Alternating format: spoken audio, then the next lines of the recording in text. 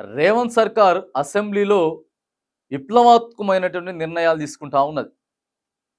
మరి తాజాగా మనం చూస్తా ఉన్నాం అసెంబ్లీలో బాక్సింగ్ ఛాంపియన్ నిఖిత్కు తర్వాత సిరాజులకు క్రికెటర్ సిరాజులకు కూడా గ్రూప్ 1 జాబ్స్ ఇస్తా ఉన్నది.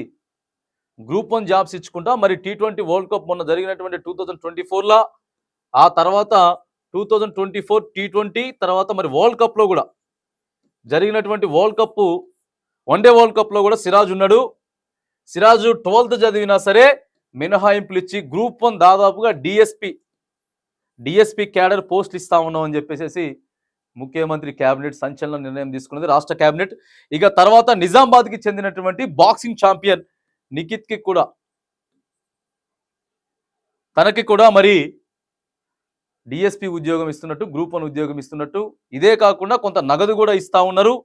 ఆ తర్వాత కొంత ప్రభుత్వ స్థలాన్ని కూడా హైదరాబాద్లోనే కేటాయించుతున్నట్లు మరి కేబినెట్ ఆమోదం తెలిపింది.